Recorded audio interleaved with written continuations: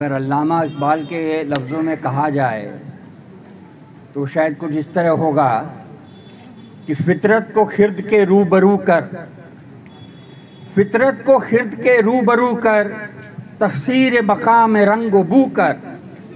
तू अपनी खुदी को खो चुका है, अपनी खोई हुई शय की जुस्तजू कर। सितारों की फिजा है बेकराना, तू उस मकाम को हासिल कर। बेज़ौक नहीं अगरचे फितरत, जो उससे ना हो सका वो तू कर। Means place your nature before your intellect, overpower all the attractions of this world, capture all the attractions of this world. Seek to regain your self-esteem. Try to match the glory of the stars. Try to do what others could not do. JNU has had a history, and that history was not far back. वो हाल फिलहाल की, और मैं समझता हूँ कि एक मकसद आज की इस मीटिंग को ऑर्गेनाइज करने का यही है कि उस माहौल को, संघर्ष के उस जज्बे को पुनर्जीवित किया जाए, दोबारा खड़ा किया जाए। मैं कीर्ति किसान यूनियन के वाइस प्रेसिडेंट कॉमरेड राजेंद्र से आग्रह करूंगा कि वो आकर के अपनी बात रखें, और अनुरोध है कि 15-15 मिनट में साथी लोग बात रखें ताकि कुछ सवाल भी हम आप लोगों से ले सकें अंत में।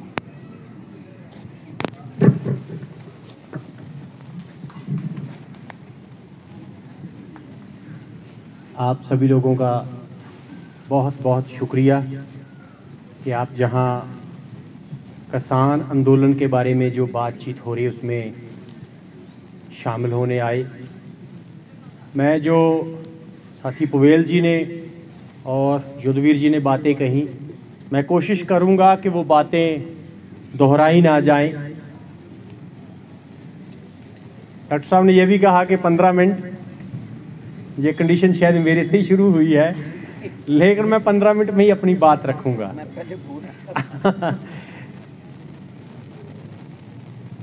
जो आंदोलन जब शुरू हुआ तो सबसे इम्पॉर्टेंट बात उसकी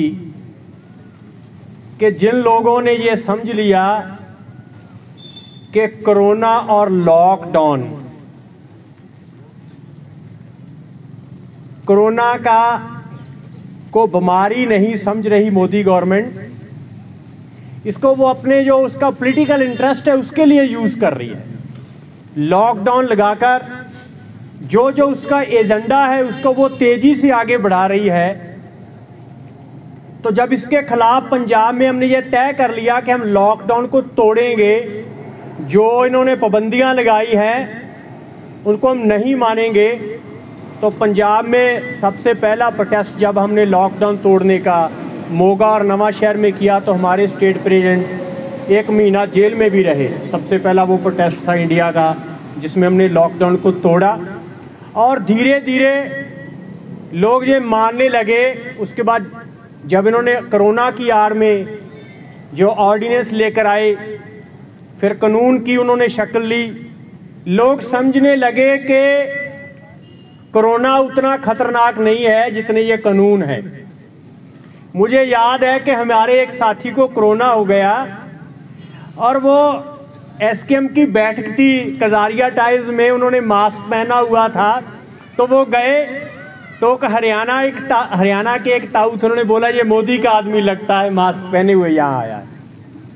मतलब इस पंजाब और हरियाणा के लोगों ने ये समझना शुरू कर दिया कि जो मास्क पहने हुए लोग हैं ये मोदी की चाल में आए हुए लोग हैं। ये तो उन्होंने एक हवा खड़ा करा हुआ है, अफवाह फैलाई है, बीमारी थी, लेकिन लोग ये धीरे धीरे समझने लगे कि मोदी ने ये उसकी एक चाल है, और लॉकडाउन को तोड़ा। मुझे याद है कि हम एक गांव में बैठक कराने गए तो हम बैठक करवाने वाले 6 लोग थे और बात सुनने वाले 4 लोग आए।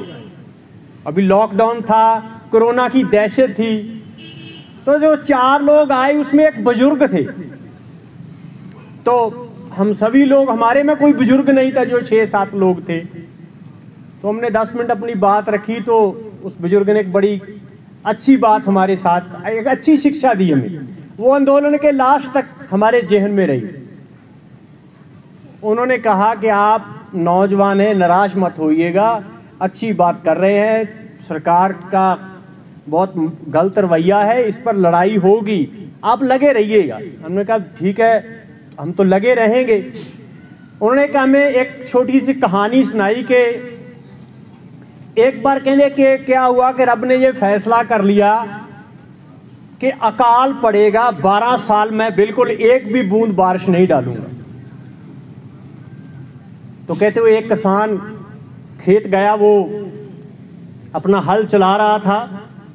तो कहते रब उसके पास है, उसने कहा तू काहे को अपना अनाज खराब करेगा, बारिश तो होनी नहीं है, काहे को मेहनत कर रहा है, बारिश नहीं होगी, ये अनाज अपना खाने के लिए रख ले, काहे को ज़मीन में बो रहा है, खराब होगा, बारिश नहीं होगी तो फसल भी नहीं होगी। तो उस किसान ने कहा नहीं होगी तो नहीं होगी। उसने वो हल चलाना जारी रखा। तो कहते फिर आगे जाकर उसके सामने फिर रब खड़ा हुआ। उसने कहा अरे भाई, मैंने तेरे को बोल दिया ना, बारिश तो मैंने डालनी है, 12 साल अकाल पड़ेगा, सूखा पड़ेगा, एक भी बूंद बारिश की नहीं पड़ेगी, बारिश के बिना तेरी फसल कैसे हो जाएगी, काहे को अनाज खराब कर रहा है, काहे को हल जोत रहा है। उसने कहा अरे तू पासे हट, ये तो हल तो ऐसे ही चलेगा। फिर उसने पूछा अरे भाई तू हल, जब मैंने बोल दिया बारिश नहीं होगी, तू काहे को जिद कर रहा है कि हल चलाना है। उसने कहा अरे भाई तू बोल रहा है कि 12 साल बारिश नहीं होगी, इसका मतलब मैं 12 साल हल नहीं चलाऊंगा। अगर मैं 12 साल हल नहीं चलाऊंगा तो मैं किसान हूं, मैं हल चलाना भूल जाऊंगा। तो उस किसान ने कहा कि रब पर यह असर हुआ कि अगर ये 12 साल हल नहीं चलाएगा तो हल चलाना भूल जाएगा। अगर मैंने 12 साल बारिश न डाली तो कहीं मैं बारिश डाली ना भूल जाऊं। और वह मजबूर हुआ और बारिश हुई और उस अकेले किसान की फसल हुई। तो उसने कहा अरे किसान और मेहनत करने वाला आदमी इस नेचर को, रब को, सबके इरादे बदल सकता है। ये मोदी आगे उसने जो शब्द बोला वो मैं कहना नहीं चाहूँगा, ये क्या चीज़ है। और उस बुजुर्ग की बात हमने लास्ट दिन तक याद रखी और ये कहा कि जहां दिल्ली के बॉर्डर से जीत के जाएंगे और जहां हमारी लाशें जाएंगी, एक भी दिन 3 कानून रिपील से नीचे, एक भी दिन संशोधन की बात ना कभी की, ना जिसने की उसके खिलाफ डट के खड़े हुए। तो ये एक जो फर्मनेस थी।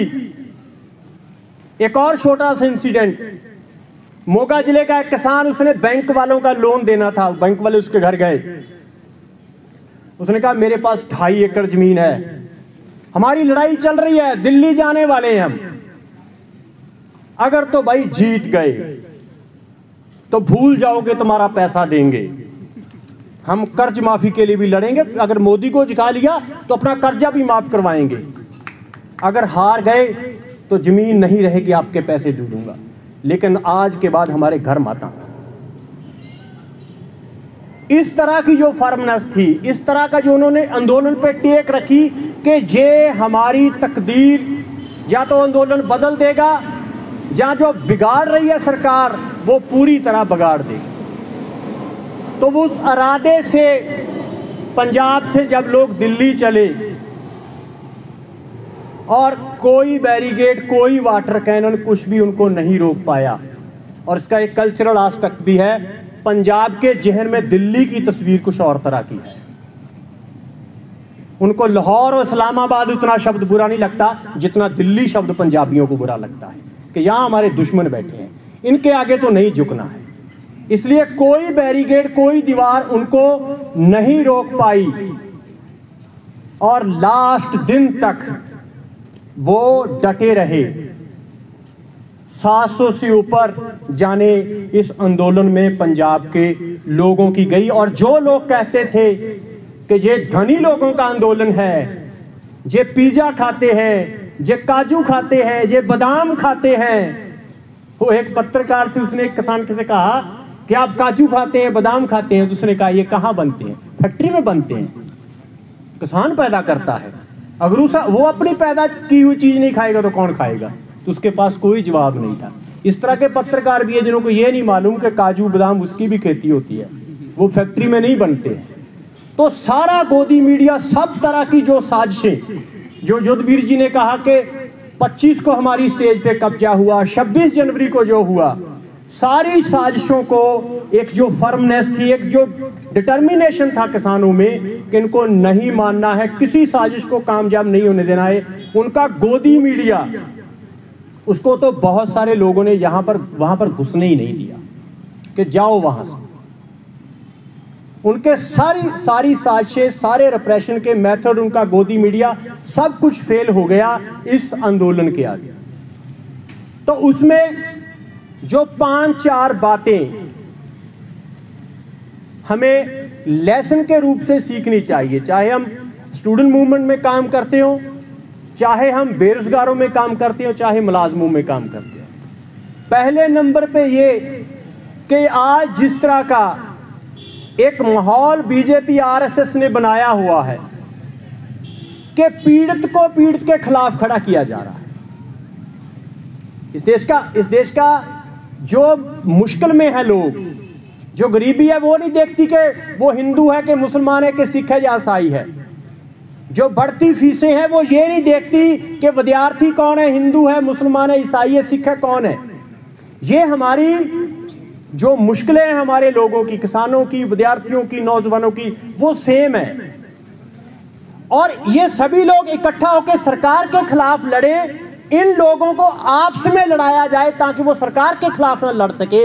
इस तरह की जो बीजेपी और आरएसएस की पॉलिटिक्स है, जो उनके बुजुर्ग, जिनका वो बहुत आदर करते रहे, जो वो उनके बुजुर्गों ने डिवाइड एंड रूल की पॉलिटिक्स इस देश में शुरू की, अपने उन्हीं बुजुर्गों की डिवाइड एंड रूल की पॉलिटिक्स को इस देश में वो लागू कर रहे हैं। और सबसे बड़ा लेसन ये है कि अगर आप जो पीपल्स के इशू हैं उस पर आप जितने भी लोग लड़ने वाले हैं, अब ये देखिए कि वो कितना लड़ना चाहते हैं, कम लड़ना चाहते, ज़्यादा लड़ना चाहते हैं। सभी को इकट्ठा कीजिए, अपने डिफरेंसेस को जितना आप अपने उन आंदोलन से या लोगों का जो इंटरेस्ट है उससे दूर रख सकते हैं, रखिए और उस पर फाइट कीजिए। ये सबसे बड़ा लेसन इस आंदोलन ने दिया कि आज के दौर में जो ज्वाइंट स्ट्रगल्स हैं, डिफरेंसेस होते हुए भी अगर इस मोदी की फासिस्ट हुकूमत को हराना है तो सबसे इंपॉर्टेंट वो ज्वाइंट स्ट्रगल्स हैं। और जो पीपल्स इशू है उस पर फाइट करके ही इस वो धर्म और जात के नाम पर ये जो राजनीति कर रहे उसको हराया जा सकता है। जो लोग ये समझते हैं कि बीजेपी को चुनाव में हराकर उनकी जगह पार्लियामेंट में से उनको निकालकर किसी और को वहां भेजकर इस माहौल से छुटकारा पाया जा सकता है, तो वो भी इस आंदोलन से सीखें।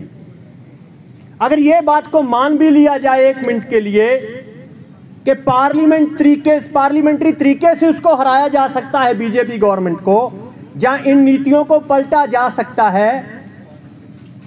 पहले तो वैसे पवेल जी ने वो बात बोली कि ये पिछले लगभग 3 डेकेड से ये पॉलिसी चल रही है, ये सिर्फ बीजेपी वाले नहीं लाए जा 90s के दौर से जब ये चल रहा है जो दौर, तो जितनी भी सेंटर में गवर्नमेंट्स आई, जितनी भी स्टेट्स में गवर्नमेंट आई, वो सभी उसको आगे बढ़ा रही है। लेकिन अगर एक मिनट के लिए सोच लिया जाए, किसान आंदोलन ये सोच लेता, एसकेएम ये सोच लेता कि बीजेपी को सत्ता से बाहर करेंगे और जो नई पार्लियामेंट बनेगी, नई कोई सरकार आएगी, वो कानून रद्द करेगी, अगर जो भी ये बात सोचता उसको ये समझनी चाहिए कि 300 से ऊपर एमपी हैं भाजपा के इस देश की पार्लियामेंट के अंदर, लेकिन वो 300 से ज्यादा एमपी वाली पार्टी एक उस आंदोलन के आगे झुक गई जो 40 पार्लियामेंट्री कॉन्स्टिट्यूंसी से ज्यादा नहीं था।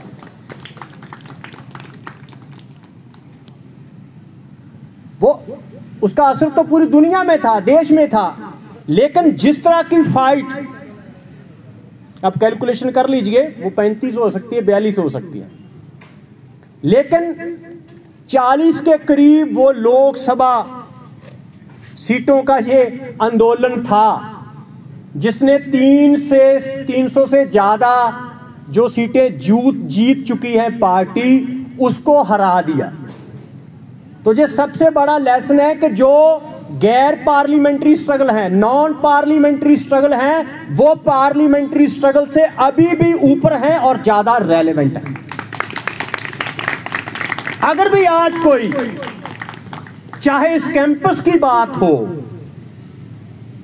वो ये समझता है कि जो फासिस्ट फोर्सेस हैं, उनके आइडिया को कैरी करने वाले संगठन हैं, उनको अगर वो सिर्फ स्टूडेंट बॉडी की इलेक्शन से हरा देंगे तो वो गलत फहमी में है। उनको सिर्फ और सिर्फ जो स्टूडेंट्स के इशू हैं उस पर एक कंसिस्टेंट और जबरदस्त बिना कंप्रोमाइज किए आंदोलन करके उन फोर्सेस को हराया जा सकता है। ये सबसे बड़ा लेसन इस आंदोलन से हमें लेना चाहिए। इसी तरह जब जब भी दुनिया में फाशीवाद आगे बढ़ा, उसने मेहनतकश लोगों को, सारी सोसाइटी को क्रश किया, तो उसके खिलाफ जो मेहनतकश लोग हैं, मजदूर वर्ग है, उसकी एक बहुत बड़ी भूमिका रही है उसको हराने में। लेकिन भारत जैसे जो पछड़े हुए देश हैं, यहाँ पर बहुत सारी ये भी डिबेट चलती है कि भारत कहाँ पहुँच गया, जहाँ कैपिटलिज्म आ गया, ये आ गया, वो आ गया, बहुत सारी ऐसी डिबेट चलती है। इस आंदोलन ने ये साबित कर दिया कि इस तरह के देशों में फासिस्ट ऑफेंसिव को हराने के लिए पीजेंट्री ही वो क्लास है, किसान ही वो जमात है जो इनको हरा सकती है, और उसने वो साबित करके दिखाया। इसीलिए आज भी हम एसकेएम की यूनिटी के लिए खड़े हैं कि एसकेएम को यूनाइट रखा जाए। आज इस देश में जब वो अपनी सीबीआई के जरिए, अपनी ईडी के जरिए, इवन के अपनी सुप्रीम कोर्ट के जरिए वो सारा कुछ कर रहा है इस देश में कि अपने खिलाफ कोई भी जो आवाज उठती है उसको दबाया जा रहा है। और जितनी भी ऑपोजिशन की पॉलिटिकल पार्टीज हैं, खास करके पार्लियामेंट्री पार्टीज, वो झुके हुए हैं सरकार के खिलाफ। तो उस समय सिर्फ एसकेएम उसके खिलाफ खड़ा हुआ और मोदी जी ने जो थूका था वो चाटा उसको, उनको धूल चटाई इस आंदोलन। इसलिए आज भी इस यूनिटी से सभी लोगों को सीखना चाहिए, स्टूडेंट्स को भी सीखना चाहिए। न्यू एजुकेशन पॉलिसी आ रही है, जिस तरह सभी जो हमारे गवर्नमेंट इंस्टीट्यूशन हैं, खास करके जितने प्रीमियर इंस्टीट्यूशन हैं हमारे एजुकेशन के, जब से ये गवर्नमेंट आई है, कभी वो इसको FTII पुणे जैसे प्रीमियर इंस्टीट्यूशन का चेयरपर्सन उसको युधिष्ठिर को लगा दिया जाता है, जो कभी वो आसाराम के साथ वो स्टेज साझी करता है, कभी वो धागे तवीत का प्रचार करता है, कभी सॉफ्ट पॉर्न मूवीज बनाता है। इस तरह के लोगों को हमारे जो संस्थान है उसके वाइस चांसलर तक लगाया जा रहा है और फैकल्टी में इस तरह के लोग भर्ती किए जा रहे हैं। तो अजय इस दौर में स्टूडेंट्स को भी इस तरह की जो एसकेएम बनाया उस जॉइंट मूवमेंट से सीखना चाहिए। इसी तरह लेबर कोड का इशू है, देश भर की ट्रेड यूनियन को इससे सीखना चाहिए और इसके खिलाफ स्ट्रगल में आना चाहिए। इसी तरह बेरोजगारी का बहुत बड़ा इशू है। हाँ, इशारा हो गया, 15 मिनट मेरे हो गए। तो इन सभी से सभी लोगों को एसकेएम के इन आंदोलनों से सीखना चाहिए। और आज हम यहाँ इकट्ठा बैठे हैं तो इसका मतलब यही है कि हम सीख रहे हैं।